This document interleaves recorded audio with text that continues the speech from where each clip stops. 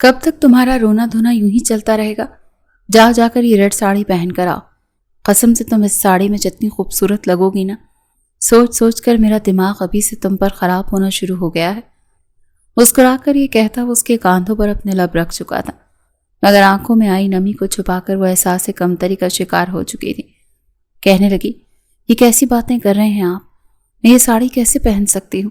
ساڑی پہن کر بھلا میں کیسے لگوں گی چلتی ہوئی؟ بھلا لنگڑی بھی کبھی ساڑی پہنتی ہے؟ وہ پھیکا سا مسکرا کر اس خوبصورت ساڑی کو دیکھنے لگی جو واقعی اس کے حسن پر چار چاند لگا دیتی، مگر اس کے منہ سے یہ الفاظ سن کر سارم کے ماتھے پر بل پڑ چکے تھے۔ اس نے گھور کر اسے دیکھا اور بازو کھینچ کر اپنی جانب کیا اور کہنے لگا، شٹ اپ، دوبارہ میں تمہارے منہ سے یہ سب کچھ نہ سنوں۔ تم میرے لیے میری ایک آئیڈیل بیوی ہو اور میں تمہیں اس ساڑی میں دیکھنا چاہتا ہوں۔ جاؤ شاباش، چینج کر کے آؤ، ورنہ میں اپنے ہاتھوں سے خود تمہیں پہنا دوں گا۔ جھجکتے ہوئے اس نے وہ ساڑی لی تھی اور سیدھا واش روم آ چکی تھی۔ ایک نظر خود کو دیکھا، بلا شبہ وہ کسی حور سے کم نہیں تھی۔ ریڈ ساڑی پہن کر جب اس نے ایک نظر خود کو دیکھا تو بس دیکھتی ہی رہ گئی تھی۔ یہ ساڑی کم از کم باہر لوگوں کے سامنے پہننے کے قابل تو بالکل نہیں تھی، کیونکہ اس کا بلاؤز بہت چھوٹا تھا۔ اس کی کمر اور پیٹ مکمل اوریاں تھا۔ اپنے بالوں کو کھول کر جیسے ہی وہ لڑکھڑا کر چلتی باہر آئی تو اسے دیکھ کر سارم کا دماغ جھٹکا کھا چکا تھا۔ وہ اپنا ہاتھ اس کی کمر پر رکھ گیا، کہنے لگا، بہت ہی ہاٹ لگ رہی ہو۔ اس کے ساتھ مزید قریب آتا محبت کے لمحات گزارنا چاہتا تھا، مگر اس سے پہلے ہی لوگوں کے تانے اس حسینہ کے ذہن میں گردش کرنے لگے تھے۔ ارے ارے لنگڑی کہیں گی، دیکھو تو ہمارے سارم نے اس میں دیکھا ہی کیا، اتنا خوبصورت ہینڈسم لڑکا، پتہ نہیں کیا دیکھ لیا اس لنگڑی میں کہ اس سے شادی کر لی۔ ارے اسے تو کوئی بھی اچھی لڑکی مل جاتی، پھر اس بڈھی کو ہی کیوں چنا؟ ارے یہ بچے پیدا کر کے کیسے دے گی سارم کو، کہیں بچے بھی لنگڑے ہی پیدا نہ کر دے۔ یہ کہہ کر وہ عورتیں ہنسی تھیں اور یہ الفاظ اس کے ذہن میں گردش کر رہے تھے، اور سارم اس کی گردن پر اپنی محبت نچھاور کر رہا تھا۔ وہ اسے یوں ٹھنڈا ہوتے دیکھ کر کہنے لگا، کیا ہو گیا تمہیں؟ پلیز میرا ساتھ دو نا۔ لیکن وہ اسے خود سے دور کرنے لگی کہ نہیں پلیز، میں یہ سب کچھ نہیں کر سکتی، میں آپ کے قابل نہیں ہوں، پلیز آپ چھوڑ دیں مجھے۔ ایک بار پھر وہ اس طرح کے جملے کہتی جیسے پیچھے ہٹنے لگی تو سارم نے فوراً ایک رومال اٹھایا اور اس کے منہ پر دبا دیا، پھر اسے بیڈ پر دھکا دے کر اس کی ٹانگوں کے بیچ، ہائے میں مر گئی، آج مجھے کوئی نہیں بچا سکتا۔ کتے کے غرانے کی آواز اسے بالکل قریب سے سنائی دی، اور بالکل آخری لمحے جب وہ نا امید ہو کر اپنی ٹانگ تحفتاً اس کتے کو پیش کر دینے والی تھی، ایک سفید گیٹ عین اس کے سامنے آ گیا۔ بس پھر کیا تھا، اس نے ہاتھ میں پکڑا بیگ گھما کر اس کتے کے منہ پر دے مارا، اور شاید اس اچانک حملے کے لیے تیار نہ تھا۔ وہ پیچھے کی طرف گرا تو اس نے جوتے کی نوک دروازے پر رکھی اور چھلانگ مار کر اس حویلی کے اندر داخل ہوئے۔ وہ نہیں جانتی تھی کہ یہ کس کی حویلی ہے۔ وہ آگے بڑھنے ہی لگی کیونکہ اس کو شدت سے کچھ گڑبڑ ہونے کا احساس ہوا۔ اسے اپنے کاندھے ہلکے پھلکے محسوس ہو رہے تھے۔ نہیں، ایسا نہیں ہو سکتا۔ اس نے بے اختیاری اپنے شولڈر پر ہاتھ رکھا تھا۔ میرے سارے پیسے اس بیگ میں تھے۔ محترمہ کے سارے پیسوں سے مراد ان کے صرف 2000 روپے تھے جو انہوں نے کافی عرصے سے بچا بچا کر رکھے ہوئے تھے، ورنہ ان کی چھوٹی بہن کو پتہ چل جاتا تو وہ پیسے بھی کسی ڈیزائنر سوٹ کے پیسوں میں جمع ہو جاتے۔ اس نے باہر جھانکنے کی کوشش کی تو کتا غرانے لگا، انتہائی گھٹیا نسل کے ڈھیٹ اور ذلیل کتے ہو تم۔ میرا کیا قصور تھا؟ صرف تمہیں یہی تو کہا تھا کہ تمہاری آواز میرے کانوں میں کسی ڈھول کی طرح بج رہی ہے، چپ کر جاؤ۔ دراصل وہ جب اس کالونی میں داخل ہوئی تھی تبھی اسے کتے کے بھونکنے کی آواز سنائی دینے لگی، اور جب اس کے قریب سے گزری تو انتہائی ناگواری سے اس نے یہ الفاظ ادا کیے تھے۔ وہ کتا شاید انسانی زبان سے کافی زیادہ واقفیت رکھتا تھا، اسی وجہ سے اس نے ان الفاظ کو اپنے دل پر لے لیا اور محترمہ کے پیچھے پڑ گیا۔ یہ تو اس کی قسمت اچھی تھی کہ بر وقت اس کو ایک چھوٹا سا گیٹ نظر آ گیا تھا جس پر چڑھ کر وہ حویلی کے اندر داخل ہو گئی تھی۔ مجھے تو لگتا ہے یہاں پر برسوں سے کوئی نہیں رہتا۔ اس نے چاروں طرف اپنی نگاہیں دوڑائی تھیں۔ گہری خاموشی نے اس کا استقبال کیا۔ لان کی گھاس بھی بڑی ہوئی تھی، پینٹ بھی اترا ہوا تھا۔ کیا کروں؟ کیا مجھے اندر جا کر دیکھنا چاہیے؟ اس نے گہری پر نظر ڈالی۔ وہ وقت سے کافی پہلے آ گئی تھی۔ اسے ڈر تھا کہ کہیں ایسا نہ ہو کہ پہلے ہی دن وہ لیٹ ہو جائے۔ دراصل یہاں اس نے کچھ بچوں کو ٹیوشن دینی تھی، بدلے میں سے اچھا خاصے پیسے مل رہے تھے۔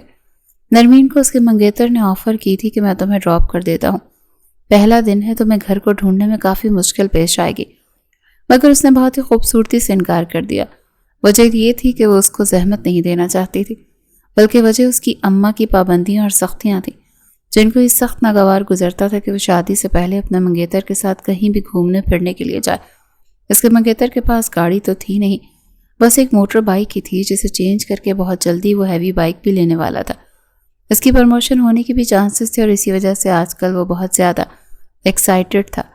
روز رات کے وقت وہ اس کے ساتھ ایک نئی زندگی کی خوبصورت خواب بنتا تھا۔ فی الحال اس نے ان ساری چیزوں کو اپنے ذہن سے جھٹکا اور مضبوط قدم اٹھاتے ہوئے اس حویلی نما گھر کے اندر داخل ہو گئی۔ اپنے تجسس بھری طبیعت سے وہ خود بھی بہت زیادہ عاجز تھی۔ اگر کسی نے یہ سمجھا کہ میں یہاں پر چور ہوں، ہائے میری تو ریپوٹیشن ہی خراب ہو جائے گی۔ یہ کالونی بھی اتنی بھری بڑی نہیں ہے، کہیں وہ ٹیوشن میرے ہاتھ سے نکل نہ جائے۔ نہیں ایسا نہیں ہو سکتا، میں کچھ زیادہ ہی سوچ رہی ہوں۔ اچانک اس کے موبائل میں بیپ بیپ ہونے لگی۔ اس نے دیکھا کہ تیمور کی کال آ رہی ہے۔ فی الحال میں آپ کی کال ریسیو نہیں کر سکتی پیارے منگیتر صاحب۔ موبائل سائلنٹ پر لگا کر اس نے اپنی پاکٹ میں ڈال دیا۔ جب اس حویلی کے اندر داخل ہوئی، حیرت انگیز طور پر سب دروازے کھلے ہوئے تھے۔ یا اللہ، کیا یہاں کے مکینوں کو اتنا زیادہ بھروسہ ہے کہ انہوں نے یہاں سے جانے کے باوجود بھی دروازوں کو تالا لگانا ضروری نہیں سمجھا۔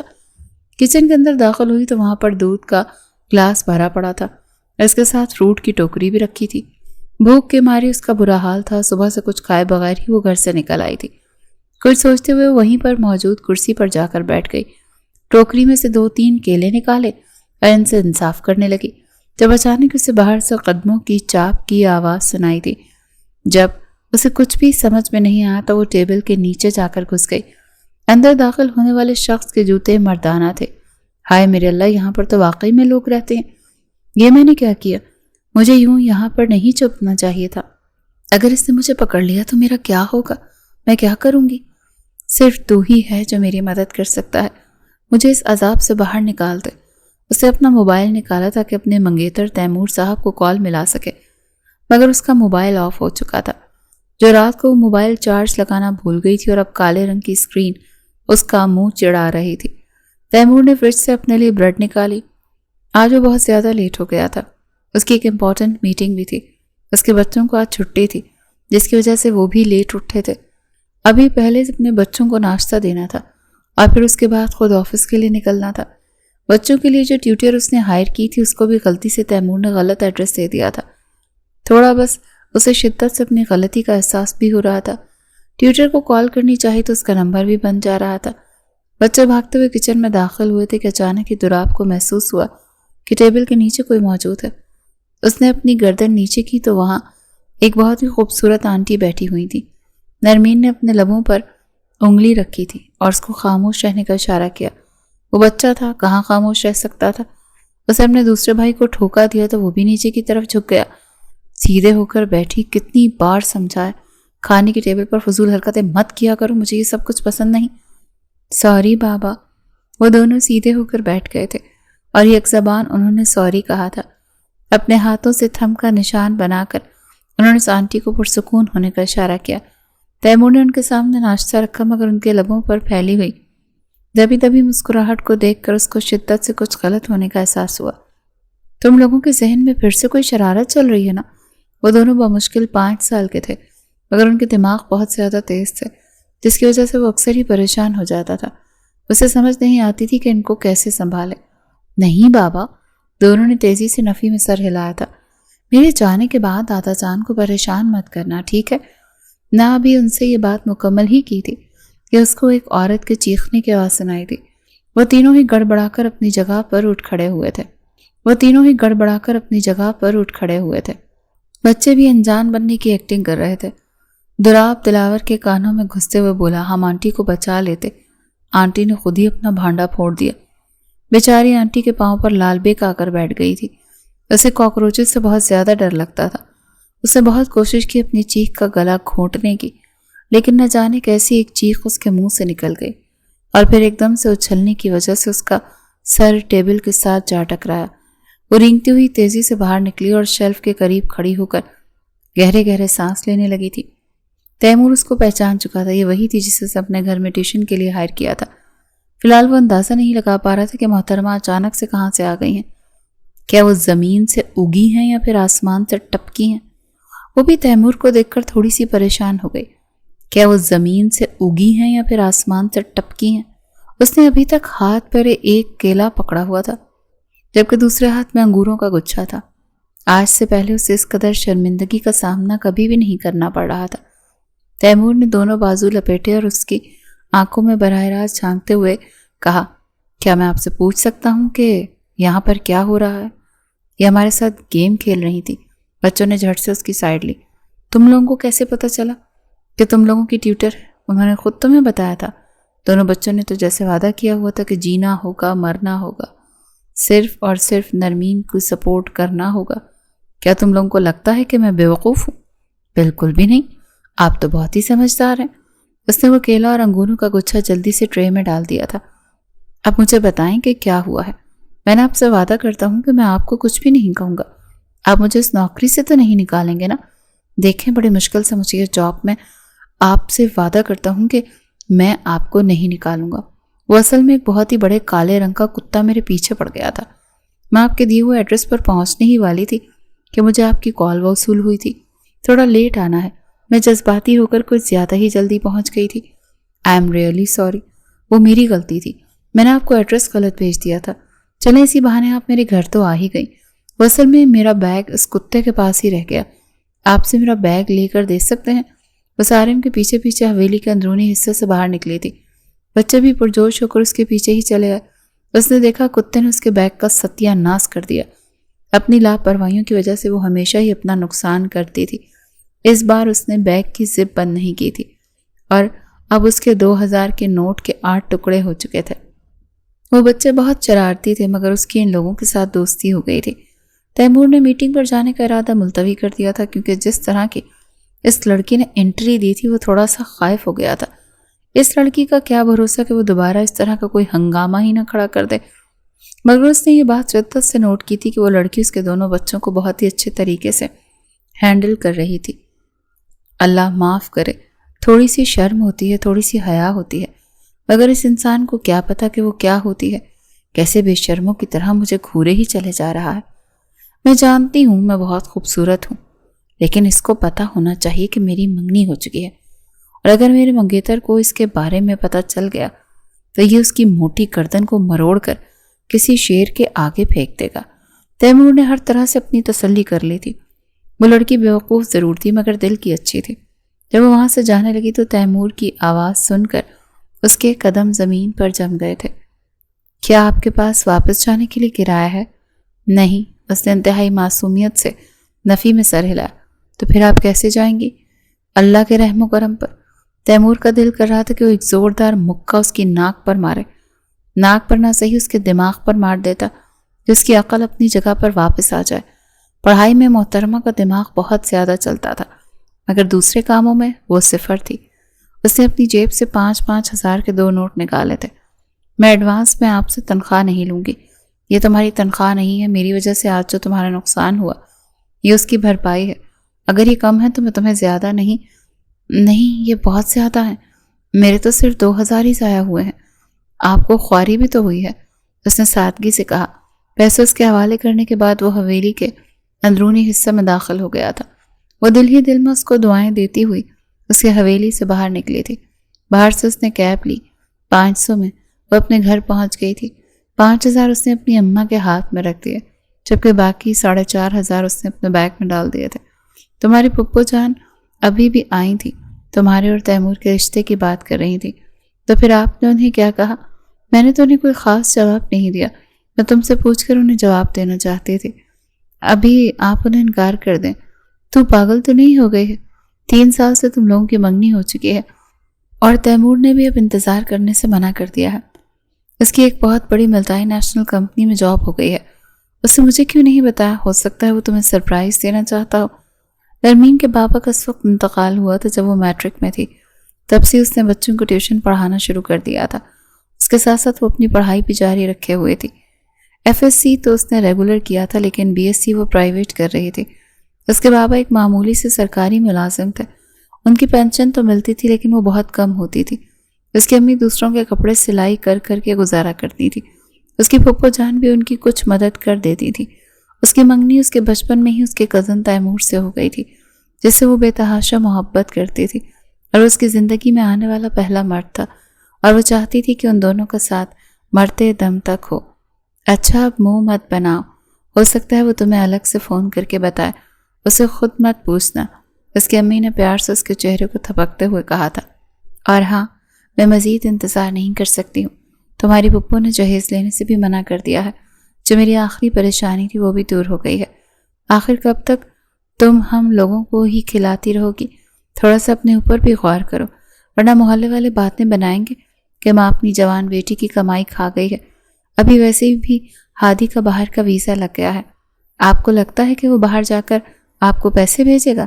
جس طرح کے اس کے حالات ہیں مجھے تو لگتا ہے کہ وہ باہر جا کر ہم لوگوں کو بھول جائے گا۔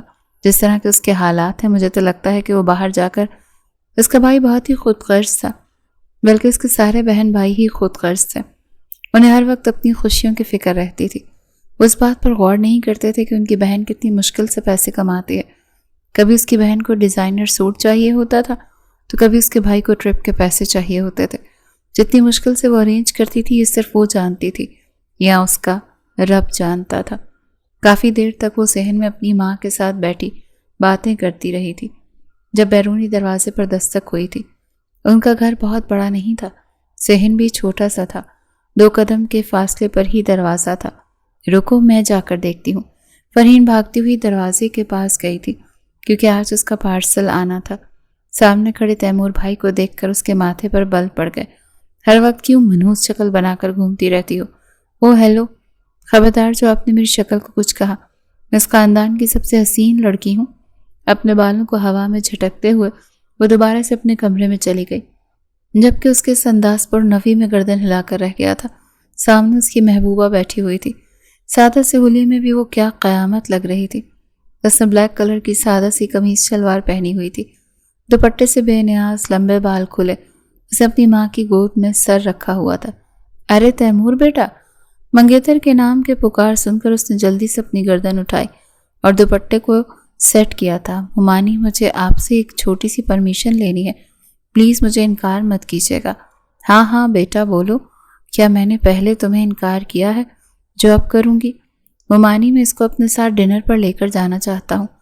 میں جانتا ہوں یہ ساری چیزیں یہاں پر معیوب سمجھی جاتی ہیں بیٹا، تم جانتے تو ہو محلے والے، میں وعدہ کرتا ہوں کہ اس کو جلدی واپس لے آؤں گا، پلیز اجازت دے دیں۔ میری طرف سے آپ کا فکر مند ہونے کی ضرورت نہیں ہے، میں آپ کا مان کبھی نہیں توڑوں گا۔ نہیں، ایسی کوئی بات نہیں ہے، میں بس لوگوں کی وجہ سے تیمور، مجھے نہیں لگتا کہ یہ سب کچھ ٹھیک ہے۔ اس نے بولنا چاہا تھا مگر تیمور کو گھوڑی پر وہ خاموش ہو گئی تھی۔ اس نے اپنی گردن جھکا لی تھی اور اپنی مسکراہٹ دبانے کی کوشش کی تھی۔ یہ بات بھی اس نے صرف اور صرف اپنی اماں کی نظروں میں نمبرز بنانے کے لیے کہے تھے۔ تم نے اسے کب لے کر جانا ہے؟ ابھی یہ تیار ہو جائے تو میں اسے اپنے ساتھ لے جاؤں گا۔ اور واپسی کب تک ہوگی؟ یہی 1-2 گھنٹے میں ہم لوگ واپس آ جائیں گے، ڈنر میں بھی کافی وقت تھا۔ یہ بات تو آمنہ بیگم بھی جانتی تھی کہ واپسی میں 5 گھنٹے لگ ہی جائیں گے۔ انہوں نے ایک گہری سانس خارج کی۔ اب چونکہ ان دونوں کی شادی ہونے والی تھی تو وہ بچپن ہی سے ان دونوں پر پابندیاں لگاتی آ رہی تھی۔ خلاف معمول انہوں نے ان دونوں کو اجازت دے دی تھی۔ وہ بھاگتی ہوئی اپنے کمرے میں گئی، پنک کلر کا سوٹ نکالا جو کہ تیمور کا فیورٹ تھا۔ گالوں پر ہلکا ہلکا ٹینٹ لگا کر اس نے اپنے لبوں پر گلابی کلر کی لپسٹک لگائی تھی۔ وہ بہت خوبصورت لگ رہی تھی۔ کیا فائدہ اتنا حسین ہونے کا؟ شادی تو تمہاری غریب ملازم سے ہو رہی ہے، خدا کا خوف کیا کرو۔ کیا ہر وقت فضول باتیں اپنے منہ سے نکالتی رہتی ہو؟ وہ کوئی غریب ملازم نہیں ہے اماں۔ اماں نے کہا ہے کہ اس کی پروموشن ہو گئی ہے۔ بس کیا کروں، اماں کو کیا پتا۔ خیر یہ تمہاری اپنی مرضی سے ہو رہا ہے۔ اگر میں تمہاری جگہ پر ہوتی اور اس قدر حسین ہوتی تو میں کبھی بھی تیمور جیسے انسان کے ساتھ اپنا وقت اور جذبات ضائع نہ کرتی، بلکہ کسی امیر شخص کو اپنے جال میں پھنساتی۔ تم نے نہ صرف اس کے ساتھ وقت ضائع کیا بلکہ اس پر اپنا پیسہ بھی برباد کیا۔ وہ اکثر ہی تیمور کو پیٹرول کے پیسے بھی دیا کرتی تھی۔ 2-3 بار تو اس نے تیمور کے داخلے کے پیسے بھی بھرے تھے۔ اس بارے میں صرف اس کی چھوٹی بہن اور تیمور ہی جانتے تھے۔ چپ کرو یار، میں تمہارے سامنے باقاعدہ ہاتھ جوڑ رہی ہوں، خاموش ہو جاؤ۔ दोबारा इस तरह की बात मत करना, अम्मी को पता चल गया तो बहुत नाराज़ होंगी और बहुत ज़्यादा डांटेंगी। हाँ हाँ, जाओ जाओ, मेरी बस यही दुआ है कि अल्लाह करे वो तुम्हारे साथ मुखलिस और वो तुम्हारा दिल कभी भी ना तोड़े। ये कहकर फरहीन सर पर चादर तान कर लेट गई थी। मोबाइल उसने कानों के साथ लगाया हुआ था। एक नए लड़के के साथ उसकी दोस्ती हुई थी। वो बहुत ही अमीर शख्स था जो उस पर खुला पैसा लुटा रहा था। यही वजह थी कि वो आजकल अपनी बहन से भी पैसे नहीं ले रही थी। वो उसकी बाइक पर जाकर बैठे दरमियान में बैग रख दिया। क्या ये एहतियात के लिए है? आप यही समझ सकते हैं। अब तो हम एक दूसरे के साथ काफ़ी वक्त गुजर गया, लेकिन हमारा निकाह नहीं हुआ। वक्त गुजारने का ये मतलब नहीं है कि हम एक दूसरे के साथ फ्री होने लगे। फ्री होने के लिए एक मजबूत रिश्ते का होना ज़रूरी है। ठीक है मुल्लानी साहिबा, आप जो कह रही हैं वो ठीक है। मैं आपसे माफ़ी चाहता हूँ अगर आपको मेरी कोई भी बात बुरी लगी है। उनकी बाइक एक बहुत बड़े होटल के सामने आकर रुकी थी। ये क्या? ये तो बहुत महंगा होगा मोहतरमा। एक बहुत बड़ी मल्टीनेशनल कंपनी में मेरी जॉब लग गई है। वहाँ पर मुझे ढेर सारी सहूलतें भी दी जा रही हैं और तुम्हें पता है कि इस कंपनी की जो ऑनर है वो मेरी काबिलियत की वजह से मुझसे बहुत ज़्यादा मुतासिर खुश है। तुमने क्या कहा? क्या वो औरत है? हाँ यार, वो औरत ही है। उसने मुझसे इंटरव्यू में जितने भी क्वेश्चंस पूछे थे मैंने उन सब का फर से जवाब दिया और वो मुझसे काफ़ी इम्प्रेस नज़र आ रही थी। नरमीन के दिल को एक धचका सा लगा था, मगर उसने अपने आप को संभाला और वहीं पर मौजूद एक टेबल पर जाकर बैठ गई। अचानक उसने अपने चेहरे पर किसी की नज़रों की तपिश महसूस हुई थी। निगाहें उठाकर देखा तो थोड़े फासले पर सारिम अपने बच्चों के साथ मौजूद था। इन दोनों की निगाहें एक लम्हे के लिए मिली और फिर उसने अपनी निगाहें झुका ली। उसको इस कदर शदीद ठंड में भी पसीने आ रहे थे। क्या हुआ है? तुम ठीक तो हो ना? हाँ, मैं बिल्कुल ठीक हूँ। वैसे अपने लहजे को पुरसुकून बनाने की नाकाम कोशिश की। आज दिन के वक्त वो सारिम के साथ अपनी मजबूरियों का जिक्र कर रही थी और रात के वक्त वो इतने बड़े होटल में मौजूद थे। न जाने सारिम उसके बारे में क्या सोचेगा। कहीं वो ऐसे न समझ ले कि वो उससे झूठ बोल रही थी। तैमूर काफ़ी देर तक उससे बातें करता रहा, मगर वो उलझी सी थी।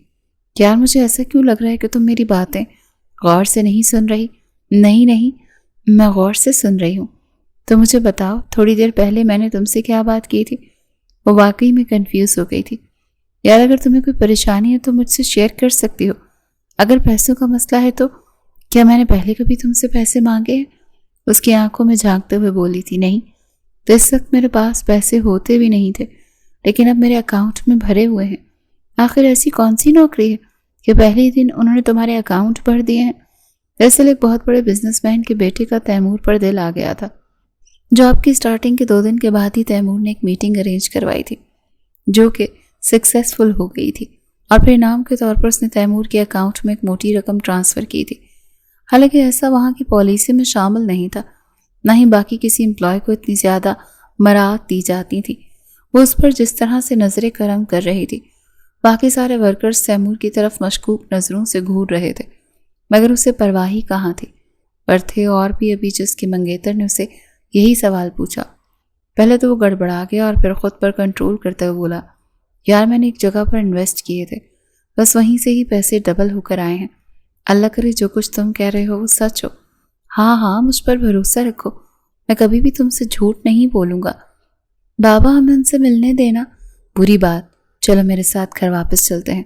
क्या वो उनके हस्बैंड हैं या फिर वो उनके बॉयफ्रेंड हैं? फजूल बातें मत किया करो। दिलावर, मैंने तुम्हें 1000 बार समझाया। बाबा, अगर वो उनके हस्बैंड हैं तो फिर टीचर की पसंद बहुत ही गंदी है, उनका टेस्ट बहुत ही ख़राब है। दोनों बच्चे अब अपनी टीचर की पसंद पर लुक़्मे दे रहे थे। अगर मैं अपनी टीचर की जगह होता और इस कदर हसीन होता तो कभी भी इस जैसे लुच्चू से शादी न करता। तुम लोगों को ये सारी बातें कौन सिखाता है? क्या तुम लोग स्कूल में ये सब कुछ सीखने के लिए जाते हो? अपने 5 साल के बच्चों के मुंह से इस तरह की बातें सुनकर उसका दिमाग साएं करने लगा था। उसका दिल भी थोड़ा सा डिस्टर्ब हो गया था। वह समझ नहीं पा रहा था कि आखिर उसे मसला क्या हुआ है। नहीं बाबा, ये सब कुछ तो हम ड्रामों से सीखते हैं। बस ठीक है, आज के बाद तुम लोगों का टीवी देखना भी बंद है। तुम लोग सिर्फ कार्टून देखा करोगे, वो भी टॉम एंड जेरी, इसके अलावा और कुछ भी नहीं। ये ज्यादती है। वो दोनों बर वक्त चिल्लाए थे, मगर कोई फ़ायदा नहीं हुआ था। अगला पूरा हफ्ता बहुत ही तेज़ी से गुजरा था। وہ معمول کے مطابق سارم کے گھر جاتی تھی۔ اس دوران وہ اپنے چہرے پر سارم کی نظروں کی تپش کو بھی محسوس کرتی تھی۔ ایک دن وہ لان میں آ کر کھڑی ہوئی، اس نے بچوں کو ریویژن کے لیے کام دیا ہوا تھا۔ سارم ابھی تک آفس سے واپس نہیں آیا تھا، اسی وجہ سے وہ وہاں پر ٹھہر گئی تھی۔ اچانک اس کو محسوس ہوا کہ کوئی اس کے پہلو میں آ کر کھڑا ہوا ہے۔ اس نے بے ساختہ تھوک نکلا تھا۔ آپ کو گھبرانے کی ضرورت نہیں، آپ پر اس گھر میں گھومنے پر کوئی پابندی نہیں ہے۔ یہ سن کر وہ تھوڑی سی کمفرٹیبل ہو گئی۔ کیا میں آپ سے ایک سوال پوچھ سکتا ہوں؟ اس نے ہچکچاتے ہوئے پوچھا تھا تو اس نے تیزی سے ہاں میں گردن ہلا دی۔ وہ پوچھتے پوچھتے خاموش ہو گیا۔ چلیں اب جا کر بچوں کو دیکھیں، میں اپنے کمرے میں جا کر فریش ہو جاتا ہوں۔ یہ کہہ کر وہ لمبے لمبے ڈگ پھڑتا ہوا وہاں سے نکل گیا۔ مجھے شدید زہر لگتے ہیں وہ لوگ جو پہلے اجازت لیتے ہیں اور پھر کہتے ہیں اچھا رہنے دو۔ قسم سے سارا موڈ خراب کر دیا اس انسان نے۔ پتہ نہیں کیا پوچھنے والا تھا۔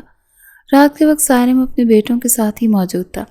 بابا آپ کو پتا ہے کہ آج کیا ہوا؟ آج ہم نے ٹیچر سے اس آدمی کے بارے میں پوچھا۔ ہم نے ٹیچر کو بتایا کہ ہم نے اس دن انہیں پکڑ لیا تھا۔ بیٹا ہم نے انہیں پکڑا نہیں تھا بلکہ ہم نے انہیں دیکھا تھا۔ ارے بابا میری بات پہلے پوری سن تو لیں۔ وہ اپنی توتلی زبان میں پرجوش انداز میں بول رہا تھا۔ آپ کو پتا ہے وہ بندہ ان کا بوائے فرینڈ نہیں ہے، ان کا منگیتر ہے۔ ابھی ان دونوں کی شادی نہیں ہوئی۔ بابا کیا ایسا نہیں ہو سکتا کہ ان دونوں کی شادی ہونے سے پہلے آپ ہماری ٹیچر سے شادی کر لیں؟ بابا ہم ایسا کرتے ہیں نا، ہم اس بندے کو غائب کر دیتے ہیں اور پھر آپ ہماری ٹیچر سے شادی کر لیجئے گا۔ یہ چیزیں بھی انہوں نے ڈرامے میں ہی دیکھی ہوئی تھی۔ بہت ہی بری بات ہے، یہ مجھے بہت افسوس ہو رہا ہے کہ تم لوگوں پر۔ بابا کیا ہوتا ہے اس سے؟ کچھ بھی نہیں ہوگا نا۔ آپ ایسا کریں نا کہ آپ ان کو کڈنیپ کر لیں اور پھر ہماری ٹیچر کو لے کر یہاں پر آ جائیں۔ آپ ہیرو بن جائیں گے اور وہ بندہ زیرو بن جائے گا۔ اس نے اپنے بچوں کو ڈانٹ ڈپٹ کر سلا دیا تھا اور خود بالکنی میں جا کر کھڑا ہو گیا تھا۔ آسمان کی طرف دیکھا اور گہری سانس خارج کی تھی۔ اس کی آنکھیں پانی سے بھر گئی تھیں۔ دل تک کے ڈوبتا ہوا محسوس ہو رہا تھا۔ کیا پھر سے وہی نہیں اس نے اپنے آپ کو کہتے ہوئے سنا تھا، ایک بار یہ تکلیف برداشت نہیں کر پاؤں گا۔ وہ لمبے لمبے ڈگ بھرتا ہوا حویلی سے باہر نکل گیا۔ اب اس نے پوری رات روڈ پر گاڑی چلانی تھی اور اپنے سٹریس کو ریلیز کرنا تھا۔ میں کب سے تمہارا نمبر ڈائل کر رہی ہوں اور تمہارا نمبر مسلسل دوسری کال پر بیزی جا رہا ہے۔ تم پچھلے 3 دنوں سے نہ تو مجھے وقت دے رہے اور نہ ہی ٹھیک طرح سے مجھ سے بات کر رہے ہو۔ یار کیا ہو گیا؟ ابھی تو میری بیوی بنی نہیں اور پہلے ہی بیویوں جیسی حرکتیں شروع کر دی ہیں۔ مجھے زہر لگتی ہیں اس طرح کی عورتیں جو اپنے مردوں کو کنٹرول کرنے کی کوشش کرتی ہیں۔ کیا ہو گیا ہے تمہیں؟ میں تمہیں کنٹرول نہیں کر رہی ہوں، میں بس تم سے سوال کر رہی ہوں۔ تمہیں کوئی حق نہیں ہے بغیر کسی رشتے کے مجھ سے سوال کرنے کا۔ اگر تمہاری حرکتیں اسی طرح کی رہیں تو مجھے اس معاملے پر سوچنا ہوگا۔ چند لمحوں کے لیے دونوں جانب بھی خاموشی چھا گئی۔ کس معاملے کی بات کی ہے تم نے؟ کس بارے میں تمہیں سوچ بچار کرنی ہوگی؟ بولو۔ اس کی روتی ہوئی آواز جب تیمور کے کانوں میں پڑی تو اس کا اپنا دماغ گول گول گھومتا ہوا محسوس ہوا تھا۔ پلیز اب گاؤں کی عورتوں کی طرح رونا مت شروع کر دینا۔ مجھے زہر لگتی ہے یہ ڈرامے بازی۔ ایک وقت تھا جب تم مجھ سے بات کرنے کے لیے بے چین رہتے تھے۔ تب میں بے وقوف تھا اور اب مجھ میں عقل آ گئی ہے۔ میں موبائل رکھ رہا ہوں، مجھے ایک امپورٹنٹ ٹاسک کرنا ہے جس کی مجھے پیسے ملتے ہیں۔ تم سے بات کرنے کے نہ تو مجھے پیسے ملتے ہیں نہ ہی اب مجھے سکون ملتا ہے۔ تمہاری چخ چخ سے ہی میں بہت زیادہ تنگ آ گیا ہوں۔ اب مجھے کال مت کرنا ورنہ مجھ سے برا کوئی بھی نہیں ہوگا۔ میں تمہارا نمبر بلاک کر دوں گا۔ یہ کہہ کر اس نے کال کٹ کر دی تھی۔ نرمین نے موبائل بیڈ پر پھینکا اور اپنا چہرہ اپنے دونوں ہاتھوں میں چھپا کر پھوٹ پھوٹ کر رونے لگی۔ فرین جو کہ کمرے میں ہی موجود ہوتی ہے ان دونوں کی بحثیں سن رہی تھی۔ اطمینان سے بولی، اسی دن کے ڈر سے میں تمہیں سمجھاتی تھی کہ اس فضول انسان پر اپنے جذبات اور احساسات اور اپنا پیسہ برباد نہ کرو۔ یہ مرد اس قابل ہی نہیں ہوتا کہ ان کے ساتھ مخلصی دکھائی جائے۔ جب تک ان کو ان کی اوقات میں رکھو تب تک یہ بھی سکون سے رہتے ہیں۔ جب ان کو ان کی اوقات سے بڑھ کر دینا شروع کر دو، بس کر جاؤ یار۔ میری غلطی یہ نہیں ہے کہ میں نے اس پر پیسہ لٹایا ہے، میری غلطی یہ ہے کہ میں بغیر کسی رشتے کے اس کے ساتھ اٹیچ ہو گئی۔ اگر میں نکاح کا انتظار کر لیتی اور نکاح سے پہلے اس کے ساتھ کسی قسم کا رابطہ نہ رکھتی تو شاید آج میرا دل نہ ٹوٹتا۔ مجھے اس کے ساتھ رابطے میں رہنا ہی نہیں چاہیے تھا۔ یا میرے اللہ، اب میں کیا کروں؟ اس کا اپنا دل ٹکڑے ٹکڑے ہوتا ہوا محسوس ہو رہا تھا۔ مجھے ایسا کیوں لگ رہا ہے کہ اس کی زندگی میں کوئی اور عورت آ گئی ہے؟ مجھے بھی ایسا ہی لگ رہا ہے۔ چلو خیر، دیکھ لیتے ہیں، وقت سب کی اصلیت دکھا دیتا ہے۔ چلو، اس کی اصلیت بھی ہمارے سامنے کھل کر آ جائے گی۔ اس کی بہن نارمل سے انداز میں کہتی اپنے کام میں مصروف ہو چکی تھی۔ وہ پوری رات اس نے جاگتے ہوئے ہی گزار دی تھی۔ ایک طرف سارم جاگتی آنکھوں سے ایسے خواب بن رہا تھا جس کے ٹوٹنے پر کرچیوں نے اس کی آنکھوں کو زخمی کرنا تھا، اور دوسری طرف وہ تھی جو ایسے خوابوں کو نوچنے کی کوشش کر رہی تھی جن کی جڑیں اس کے اندر تک پھیل گئی تھی اور جن کو اب نکلنا مشکل ہی نہیں، ناممکن تھا۔ وہ دونوں ہی اپنی اپنی کوششوں میں مگن تھے۔ نہ جانے کس نے کہا میں اب ہونا تھا۔ دوسری طرف تیمور اپنے باس کی ذات میں بہت زیادہ دلچسپی لینے لگا تھا۔ شروع میں تو اسے سمجھ میں نہیں آیا کہ آخر اس کی باس اس پر اتنی عنایات کیوں کر رہی ہے، باقی ورکرز کی طرح اسے ٹریٹ کیوں نہیں کر رہی۔ جلد ہی سے یہ بات سمجھ آ چکی تھی کہ اس کی باس اسے کافی پسند کرنے لگی ہے۔ وہ جب بھی کوئی ضروری فائل لے کر کمرے میں جاتا تو اسے ڈور بند کر کے آنے کو کہتی، پھر جب تک اس کلائنٹس کے متعلق ضروری بات تیمور کر رہا ہوتا وہ کبھی اپنے بالوں کو جھٹکتی تو جان بوجھ کر کبھی اپنی شرٹ کے سامنے کے بٹن کھول دیتی۔ پھر اس کا ڈیپ گلا اور آگے نظر آنے والے نظارے دیکھ کر تیمور کا دماغ گھوم ہی جاتا تھا۔ اندھے کو کیا چاہیے؟ 2 آنکھیں۔ جب ایک انتہائی خوبصورت ماڈرن اور بزنس وومن خود جب اس طرح کے اشارے کرے تو کون مرد ہے جو اس کی جانب لپکے گا نہیں؟ اور خاص کر اگر تیمور جیسا لڑکا ہو تو بھلا وہ کیوں کر لحاظ کرے گا؟ دھیرے دھیرے اس نے بھی بڑی محبت پاش نظروں سے اپنی باس کو دیکھنا شروع کر دیا تھا۔ یوں میٹنگ کے علاوہ بھی وہ دونوں باہر ملنے لگے تھے، اکثر لانگ ڈرائیو پر نکل جاتے، بار بار ایک دوسرے کا ہاتھ پکڑنا اور باس کا اس کے کاندھے پر سر رکھ دینا تیمور کے جذبات بھی بھڑکا چکا تھا۔ وہ عورت خوبصورت بھی تھی، امیر بھی تھی، اور سب سے بڑھ کر وہ اپنا کاندھا اندھا پیسہ لٹاتی تھی۔ اس نے تیمور کو ایک چھوٹے سے گھر سے ایک بہت بڑے بنگلے میں شفٹ کر دیا تھا۔ اب تو اس کی امی بھی اپنے غریب رشتہ داروں سے بات کرتے ہوئے کتراتی تھی۔ تیمور کو اس بنگلے میں شفٹ ہوئے تقریباً 2 مہینے گزر چکے تھے اور آج اسے اس بارے میں پتہ چلا تھا۔ اس دن وہ انہی سوچوں میں ڈوبی ہوئی تھی اور روڈ کراس کر رہی تھی کہ سامنے سے آنے والی گاڑی کو دیکھ نہ پائی اور اس کا ایکسیڈنٹ ہو گیا۔ سڑک پر 2 لوگ اکٹھے ہو چکے تھے۔ وہ 2 بار جھٹکا کھا کر سڑک پر گری، سر سے بے تحاشا خون بہنے لگا تھا۔ آخری بار جو منظر اس نے دیکھا وہ یہ تھا کہ لوگ اس کے سر پر اکٹھے ہو چکے تھے۔ ایک عورت آگے بڑھ کر اس کے سر پر دوپٹہ رکھ رہی تھی۔ اسے لگا شاید اس کا دماغ پھٹ چکا ہے، پتہ نہیں وہ بچ پائے گی بھی کہ نہیں۔ اسے اپنا وجود سن ہوتا محسوس ہوا۔ وہ اٹھنا چاہتی تھی، بس کسی بھی طرح اپنے گھر والوں کو کال کر کے اطلاع دینا چاہتی تھی، لیکن بہت دیر ہو چکی تھی۔ اس کی آنکھیں وہیں بند ہو گئیں۔ جب اسے ہوش آیا تو وہ ہاسپٹل کے بیڈ پر لیٹی تھی۔ وہی مخصوص دوائیوں کی بو، پھر سے اس کے پاس لگی مشینیں اور آکسیجن ماسک۔ اس نے ہانپتے ہوئے اپنے چہرے سے آکسیجن ماسک ہٹایا تھا۔ وہ ٹھیک تھی، زندہ اور صحیح سلامت تھی، لیکن جب کچھ دیر بعد اس نے اٹھ کر بیٹھنا چاہا تو اسے اپنی ٹانگیں سن ہوتی محسوس ہوئیں۔ وہ نرس سے کہنے لگی کہ مجھے اپنی ٹانگیں سن کیوں محسوس ہو رہی ہیں، میں اس کو ہلا کیوں نہیں پا رہی۔ نرس نے پہلے تو اسے آرام کرنے کو کہا، لیکن پھر یہ انکشاف اس پر ہو چکا تھا کہ وہ ایک ٹانگ سے معذور ہو چکی تھی۔ جب اسے اس حقیقت کے بارے میں پتہ چلا تو وہ چھوٹے بچوں کی طرح اونچی اونچی آواز میں چلاتے ہوئے رونے لگی اور اپنے رب سے شکوے کرنے لگی کہ اے اللہ، میرا کیا قصور تھا، میری کیا غلطی تھی جو میرے ساتھ یہ سب کچھ ہوا۔ میں نے تو ہمیشہ آپ کو راضی رکھا، ہمیشہ آپ کی مرضی کے مطابق زندگی گزارنے کی کوشش کی۔ صرف ایک چھوٹی سی تو غلطی ہو گئی تھی کہ ایک نامحرم کے ساتھ میں نے تعلق رکھا ہوا تھا، لیکن اس کی اتنی بڑی سزا تو نہیں ملنی چاہیے تھی۔ اس کو لگا تھا کہ تیمور اس کے پاس آئے گا، اس کو تسلی دے گا، اس کو دلاسے دے گا، اس کو کہے گا کہ تمہیں فکر کرنے کی ضرورت نہیں ہے، سب کچھ ٹھیک ہو جائے گا۔ تقریباً 1 ہفتہ گزر چکا تھا۔ وہ اپنے بیڈ پر ہی موجود تھی مگر تیمور نہیں آیا تھا۔ نہ ہی اس کی خیریت دریافت کرنے کے لیے، نہ ہی اس نے کوئی کال وغیرہ کی تھی۔ کافی دنوں کے بعد اسے تیمور کی کال موصول ہوئی تھی۔ میں یہ منگنی توڑ رہا ہوں۔ یہ الفاظ نہیں تھے، پگھلا ہوا سیسا تھا جو کسی نے اس کے کانوں میں انڈیل دیا تھا۔ تو میرے ساتھ ایسا کیسے کر سکتے ہو؟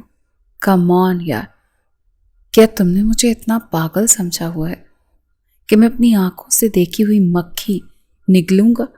کم آن یار، اور ویسے بھی تم سے شادی کر کے مجھے ساری زندگی شرمندگی ہی اٹھانی ہے۔ میرا جس طرح کے لوگوں میں اٹھنا بیٹھنا ہے، وہاں پر میں تمہیں اپنے ساتھ لے کر نہیں جا سکتا۔ ایک لنگڑاتی ہوئی عورت کو اپنے ساتھ لے کر چلتا ہوا میں کتنا عجیب لگوں گا۔ وہ سوچ بھی نہیں سکتا تھا کہ اس کے الفاظ اس چھوٹی سی لڑکی کے دل پر کتنی کاری ضرب لگا چکے ہیں۔ فرحین جو کہ کافی دیر سے اس کی باتیں سن رہی تھی، موبائل اسپیکر پر تھا، اس نے نرمین کے ہاتھوں سے موبائل چھینا اور چلاتے ہوئے کہا، تم ایک انتہائی گھٹیا اور ذلیل انسان ہو جو میری بہن کے پیسوں پر پلا ہے، اور اگر میری بہن تم پر ایک بوٹی کوڑی نہ لٹاتی تو آج میں دیکھتی کہ کیسے تم اتنی بڑی کمپنی میں علاج کر رہے ہوتے۔ تم جیسے گھٹیا انسان پر بھروسہ کرنا ہی نہیں چاہیے تھا۔ میری طرف سے تم بھاڑ میں جاؤ۔ جس کی وجہ سے تم یہ سب کچھ کر رہے ہو نا، دیکھنا وہ تمہیں انہی قدموں میں کچلے گی جن قدموں کو آج کل تم چوم رہے ہو۔ تمہاری ہمت بھی کیسے ہوئی؟ تیمور غصے میں آ گیا تھا۔ میری ہمت کو چھوڑو اور اپنے رب سے دعا کرو کہ تمہارا انجام بدترین نہ ہو، تمہیں میری بہن کی آہ نہ لگے۔ یہ کہہ کر اس نے غصے سے کال کاٹ دی تھی اور اپنی بہن نرمین کو اپنے گلے سے لگا لیا تھا۔ بس باجی، بہت ہو گیا ہے۔ تم نے اس گھٹیا انسان کے لیے آنسو نہیں بہانے ہیں، یہ اس قابل ہی نہیں ہے۔ وہ پیار سے اس کی کمر کو تھپک رہی تھی جبکہ وہ چھوٹے بچوں کی طرح دھاڑے مار مار کر رو رہی تھی۔ ان لوگوں کی شادی کے کارڈ بھی چھپ چکے تھے، ساری چیزیں طے ہو چکی تھیں، اور عین وقت پر اس کے منگیتر نے اس سے شادی کرنے سے ہی انکار کر دیا تھا۔ کافی دنوں سے وہ بچوں کو ٹیوشن پڑھانے کے لیے نہیں آ رہی تھی۔ سارم نے اس کو کال کی مگر وہ اس کی کال بھی نہیں اٹھا رہی تھی۔ پھر وہ اس کے گھر پہنچ گیا تھا۔ آمنہ بیگم نے دروازہ کھولا تو سامنے ایک خوبرو نوجوان کو کھڑا پایا۔ وہ تھوڑی سی شش و پنج میں مبتلا ہو گئی تھی۔ سارم نے انہیں بتایا کہ وہ ان کے بیٹوں کو ٹیوشن پڑھاتے ہیں۔ انہوں نے سارم کو اندر آنے کی دعوت دی، پھر روتے ہوئے انہیں اپنی بیٹی کے بارے میں سب کچھ بتا دیا کہ کیسے وہ بیچاری ایک ٹانگ سے معذور ہو گئی ہے اور اس کے منگیتر نے اس سے شادی کرنے سے ہی انکار کر دیا ہے۔ وہ بہت زیادہ ٹوٹی ہوئی ہے۔ شادی کے کارڈ چھپ چکے ہیں۔ اگر اس دن شادی نہ ہوئی تو ہم ذلیل اور رسوا ہو جائیں گے۔ سارم نے جب یہ سنا تو وہ شوق سا ہو چکا تھا۔ اس نازک سی لڑکی کے ساتھ اتنا کچھ ہو چکا تھا اور اسے پتہ بھی نہیں چلا تھا۔ وہ کافی پریشان ہو گیا، بے چینی سے بس یہ سوچنے لگا کہ ایک بار وہ اپنی آنکھوں سے نرمین کو دیکھ لے۔ بار بار اسے اپنے بچوں کی یاد آ رہی تھی، اور پھر وہ روتی ہوئی ماں جو یہ کہہ رہی تھی کہ پتہ نہیں اب کیا ہوگا، پورا خاندان ہم پر تھو تھو کرے گا۔ میری بچی تو دوہری اذیت سے دوچار ہو گئی، ایک جانب ٹانگ سے معذور ہو گئی، دوسری طرف اس کے منگیتر نے شادی کرنے سے انکار کر دیا۔ ارے بیڑا غرق ہو جائے اس عورت کا جس نے میری بچی کا نصیب اجاڑ کر رکھ دیا۔ یہ سن کر سارم نے فوراً ہی ایک فیصلہ کیا تھا اور پھر اپنے گھمبیر انداز میں کہنے لگا، کیا ایسا ہو سکتا ہے کہ میں اس سے نکاح کر لوں؟ اگر آپ کو کوئی مسئلہ نہ ہو تو میں جانتا ہوں کہ میرے 2 بیٹے ہیں اور شاید آپ کو میری بات تھوڑی سی عجیب لگے، مگر میں آپ سے وعدہ کرتا ہوں میں اس کو خوش رکھنے کی پوری کوشش کروں گا، کبھی بھی اس کی آنکھ میں آنسو نہیں آنے دوں گا۔ وہ خود نہیں جانتا تھا کہ وہ کیا بول رہا ہے، اسے صرف اتنا پتا تھا کہ اب وہ اس لڑکی کو کسی بھی قیمت پر نہیں کھونا چاہتا تھا۔ آمنہ بیگم کو لگ رہا تھا جیسے نئی اپنی زندگی کی نوید مل گئی ہو۔ سارم کے بارے میں کچھ پتہ لگانے کی بھی ضرورت نہیں تھی، ساری ہی دنیا اس کے اچھے کاموں کی وجہ سے اس سے واقف تھی۔ وہ بہت سے فلاحی اداروں میں ڈونیشن کر رہا تھا، بہت سے کینسر ہاسپٹلز میں فنڈنگ دے رہا تھا۔ اس کے علاوہ 2-3 یتیم خانے بھی تھے جو اس کے پیسوں کی وجہ سے چل رہے تھے۔ انہوں نے سوچنے سمجھنے کے لیے تھوڑا سا وقت مانگا تھا۔ سارم وہاں سے آ گیا تھا۔ انہوں نے سوچنے سمجھنے کے لیے تھوڑا سا وقت مانگا تھا۔ سارم وہاں سے آ گیا تھا۔ رات کے وقت اسے نرمین کی کال موصول ہوئی تھی، مگر اب اس نے کال اٹینڈ کرنے سے انکار کر دیا تھا۔ 2 دن کے بعد اسے آمنہ بیگم کی کال آئی۔ وہ اس شادی کے لیے راضی تھی۔ نرمین نے بہت زیادہ واویلا مچایا تھا کہ میں کسی کا احسان نہیں لینا چاہتی ہوں۔ اس کو لگ رہا تھا کہ اس کی ماں نے سارم کے سامنے ہاتھ جوڑے ہوں گے اور اسے یہ سب کچھ کرنے کے لیے راضی کیا ہوگا۔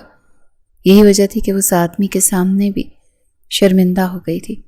کہنے لگی، بس کرتے اماں، کیوں مجھے مزید گرا رہی ہیں؟ مجھے کسی بھی مرد سے شادی کرنی ہی نہیں ہے۔ ارے میری ایک ٹانگ بالکل خراب ہو چکی ہے، پتہ نہیں یہ ٹھیک ہوگی بھی یا نہیں۔ میں بھلا شادی کے بعد کی زندگی کیسے گزار سکتی ہوں؟ جانتے ہیں آپ، ہم اس معاشرے میں رہتے ہیں، وہاں پر مرد اگر معذور ہو بھی جائے، جانتے ہیں آپ، اس کے ساتھ کوئی حادثہ پیش آ جائے، اس کا ایک بازو نہ ہو، وہ دماغی توازن سے ٹھیک نہ ہو، پھر بھی عورت کو کہا جاتا ہے کہ گزارا کر لے۔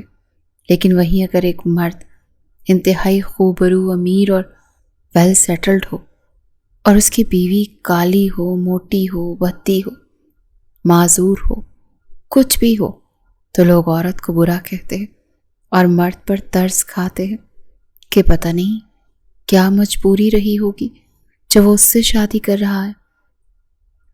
میں اس طرح کی باتیں برداشت نہیں کر سکوں گی اماں، پلیز میری بھی بات کو سمجھیں۔ وہ یہ سوچ کر گھبرا رہی تھی کہ وہ کیسے اس انسان کا سامنا کرے گی، جبکہ فرحین کو اس پر غصہ آ رہا تھا۔ اب جب اللہ تعالیٰ نے تم پر کرم کیا ہے تو تم کیوں ناشکری کر رہی ہو؟ تمہیں اتنا اچھا شوہر مل رہا ہے اور اماں نے اس کے سامنے ہاتھ نہیں جوڑے ہیں، بلکہ اس نے خود اماں سے التجا کی تھی۔ مجھے تو لگ رہا ہے وہ تمہیں پسند کرتا تھا۔ یار قسم سے میں تمہارے لیے بہت خوش ہوں۔ اس نے اپنی بہن کو پرجوش ہو کر اپنے سینے سے لگا لیا تھا۔ میں کیسے تیمور سے محبت کر کے اس انسان کے حوالے اپنا آپ بس کر جاؤں؟ یہ بے وقوف والی باتیں مت کیا کرو۔ نکاح میں بہت طاقت ہوتی ہے، دیکھنا نکاح تم لوگوں کو ایک دوسرے کے قریب لے آئے گا۔ باتیں اتنی سمجھداروں والی کرتی ہو، پھر حرکتیں کیوں بے وقوفوں والی کرتی ہو؟ اس نے فرحین کو ڈانٹا تھا، جس کا پھر سے ایک آدمی کے ساتھ بریک اپ ہو گیا تھا۔ 2 دن رونے کے بعد اس نے دوبارہ سے ایک نئے آدمی کے ساتھ تعلق بنا لیا تھا۔ کیونکہ مجھے ان ساری چیزوں کی عادت ہو گئی ہے، میں جانتی ہوں یہ سب غلط ہے اور اس کا انجام بھی بھیانک ہوگا۔ میں کوشش کروں گی میں ان ساری چیزوں کو چھوڑ دوں، پہلے دیکھوں تو کہ تمہارا انجام کیا ہوتا ہے۔ شادی ایک بہت بڑے ہال میں ہو رہی تھی، جہاں پر بڑے بڑے بزنس مین اور اثر و رسوخ والے لوگ بھی موجود تھے۔ جب دلہن کو انہوں نے دیکھا تو سب لوگ عجیب و غریب قسم کی باتیں کرنے لگے۔ ارے دلہن تو لنگڑی ہے، ارے تو کیا ہوا، دولہے کے بھی تو پہلے ہی سے 2 بیٹے ہیں۔ اس طرح کے رشتے ایسے ہی ہوتے ہیں یار، دلہن تو بڑی معصوم اور خوبصورت ہے، اس کے ساتھ اتنی بڑی زیادتی نہیں ہونی چاہیے تھی۔ ارے بیچاری کا ایک منگیتر بھی تھا، لنگڑی ہونے کی وجہ سے اس کے منگیتر نے اس کو چھوڑ دیا۔ اس کو اپنا سر گول گول گھومتا ہوا محسوس ہو رہا تھا، جبکہ سارم ان ساری باتوں کو نظر انداز کر رہا تھا۔ اس کو ان چیزوں سے کوئی فرق نہیں پڑتا تھا۔ ہاں البتہ اس کے جو رشتہ دار اس طرح کی باتیں کر رہے تھے، وہ ان کو 2 ٹوک لہجے میں جواب ضرور دینے والا تھا۔ جب ان دونوں کا نکاح ہو گیا تو اس کے ہاتھ میں اپنا ہاتھ رکھ کر اس کے کانوں میں ہلکا سا جھکتے ہوئے بولا، لوگوں کا کام ہے باتیں بنانا، آپ ان کی باتوں کو اپنے دل پر نہ لیں، آپ میرے لیے بہت خاص ہیں، میرے دل میں آپ کا ایک بہت بڑا مقام ہے جس کے بارے میں رات کے وقت تفصیل سے بات ہوگی۔ فی الحال اپنے آپ کو ریلیکس کر لیں۔ آپ ایک مکمل عورت ہیں، سب سے بڑھ کر یہ کہ آپ میری پسندیدہ عورت ہیں اور میں آپ سے بے تحاشا محبت کرتا ہوں۔ اس نے حیرت سے آنکھیں پھیلا کر سارم کی طرف دیکھا تھا، جب اس کی طرف نہیں بلکہ سامنے بیٹھے ہوئے مہمانوں کو دیکھ رہا تھا۔ اس کا دل ایک عجیب سے انداز سے دھڑکنے لگا تھا۔ ایک طرف وہ آدمی تھا جس سے وہ پوری زندگی محبت کر رہی تھی، اور عین وقت پر اس آدمی نے اس کو اپنانے سے انکار کر دیا تھا، اور ایک طرف یہ ایک بہت بڑا بزنس مین تھا جس کو ایک سے بڑھ کر ایک حسین اور کامیاب عورت مل سکتی تھی، مگر اس بزنس مین نے اس کا انتخاب کیا تھا۔ یہ کیا ہو رہا تھا وہ سمجھ نہیں پا رہی تھی۔ اس شادی پر اس کا سابقہ منقطع تیمور بھی آیا تھا۔ اس کو ایک بڑے بزنس مین سارم کے پہلو میں بیٹھا ہوا دیکھ کر اس کی حالت بھی باقی لوگوں سے مختلف نہیں تھی۔ اس کے پہلو میں جو عورت کھڑی تھی، جو اس کی ہونے والی بیوی تھی، وہ ایک وقت میں سارم پر مرتی تھی اور اس سے شادی کرنا چاہتی تھی، مگر سارم نے اسے اپنانے سے انکار کر دیا تھا۔ اوہ، تو تمہیں یہ لنگڑی عورت پسند تھی؟ اپنی زبان سنبھال کر بات کرو۔ یہ عورت مجھ سے نیچے درجے پر ہے، اس کا درجہ میرے دل میں بہت بڑا ہے، اور یہ اپنے رب کے بھی بے حد قریب ہے۔ جہاں تک تمہارا سوال ہے، تم ایک انتہائی مطلبی عورت ہو۔ مجھے شادی کے لیے عزت دار بیوی چاہیے تھی، کہ ایسی عورت نہیں جو اپنے آپ کو ہر مرد کے سامنے پیش کرتی پھرے۔ وہ اس طرح کے الفاظ ادا نہیں کرنا چاہتا تھا۔ وہ عورتوں کی بہت عزت کرتا تھا، لیکن اب بات اس کی بیوی پر آ رہی تھی تو وہ کیسے خاموش رہ سکتا تھا۔ تیمور اور نادیہ دونوں ہی غصے سے وہاں سے جلدی سے چلے گئے تھے۔ رات کے وقت جب وہ کمرے کے اندر داخل ہوئی تو تھوڑی ہی دیر کے بعد سارم بھی آ گیا۔ وہ اس کے سامنے بیٹھا۔ تب سارم نے اس پر یہ راز آشکار کیا تھا کہ آج سے 5 سال پہلے سارم نے اسے ایک شادی میں دیکھا تھا۔ وہ پہلی ہی نظر میں اس کا دیوانہ ہو گیا تھا۔ وہ نرمین کی دوست کی بہن کی شادی تھی۔ سارم نے فیصلہ کیا تھا کہ بہت جلد ہی وہ اس لڑکی کو اپروچ کرے گا، مگر قسمت کو شاید کچھ اور ہی منظور تھا۔ وہ اپنے ایک دوست کو کال کر کے کہنے والا تھا کہ مجھے اس فلاں لڑکی کے بارے میں تمام تر ڈیٹیلز چاہیے۔ اتنا تو اسے پتا تھا کہ اس کا دوست اس پر اعتبار کرتا ہے اور وہ اس کے بارے میں معلومات فراہم کر دے گا، اور پھر ہفتہ 10 دنوں کے اندر اندر وہ لڑکی کے گھر جا کر رشتے کی بات بھی کر دے گا۔ مگر اس رات ہی ایک بہت بڑا حادثہ پیش آ گیا تھا۔ اس کے جان سے عزیز دوست کے ایک حادثے میں انتقال ہو گیا تھا۔ یہ خبر سارم کے لیے بڑے ہی دل دکھا دینے والی تھی، کیونکہ سارم کے دوست کے 2 چھوٹے بچے تھے اور کچھ روز بعد ہی وہ ان کا عقیقہ بھی کروانے والا تھا۔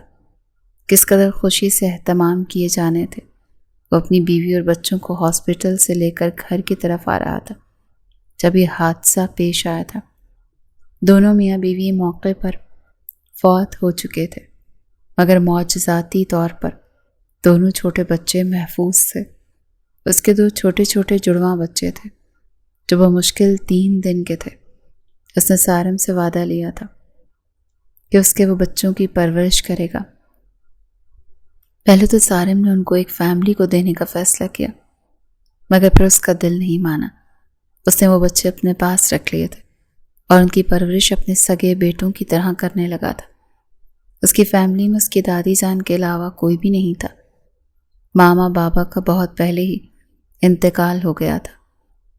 وہ ساری جائیداد کا ایک اکلوتا وارث تھا۔ اس کی دادی جان سعودیہ میں سیٹل تھیں۔ جب ان کو پتہ چلا کہ ان کا پوتا شادی کر رہا ہے تو وہ بہت زیادہ خوش ہو گئی تھیں۔ یہاں پر آ کر اس لڑکی سے مل کر انہیں دلی خوشی محسوس ہوئی تھی۔ یہ لڑکی واقعی میں بہت اچھی اور سلجھی ہوئی تھی۔ سارم اپنے دل کا حال سنا کر خاموش ہو گیا تھا، جبکہ وہ ابھی بھی پھٹی پھٹی آنکھوں سے سارم کو دیکھے جا رہی تھی۔ آپ نے کیا شادی نہیں کی؟ نہیں، میری شادی نہیں ہوئی، میں بالکل کنوارا ہوں۔ وہ معصومیت سے آنکھیں ٹمٹماتے ہوئے بولا تھا۔ جبکہ وہ اپنی نگاہیں جھکانے پر مجبور ہو گئی تھی۔ کہنے لگی، آپ میرے ساتھ جھوٹ تو نہیں بول رہے نا؟ قسم سے مجھے یقین نہیں آ رہا کہ قسمت کے فیصلے ایسے بھی ہوتے ہیں۔ میں تو اپنی قسمت پر یقین ہی نہیں کر پا رہی کہ میرے ساتھ ایسا بھی ہو سکتا ہے۔ سارم نے آگے بڑھ کر اس کا ہاتھ تھاما تھا، پھر کہنے لگا کہ تم بہت ہی خوش قسمت ہو، اور تمہیں پا کر میں بھی نصیبوں والا ہو چکا ہوں، کیونکہ مجھے میری محبت مل چکی ہے۔ دنیا کے سامنے یہ میرے ہی بچے ہیں۔ سب کو یہی لگتا ہے کہ میری بیوی مجھے چھوڑ گئی، یہ بچے میں اکیلے پال رہا ہوں، یا پھر اس سے مجھ سے بھی کوئی امیر شخص مل گیا۔ یقین مانو یہ سب کچھ جھوٹ ہے۔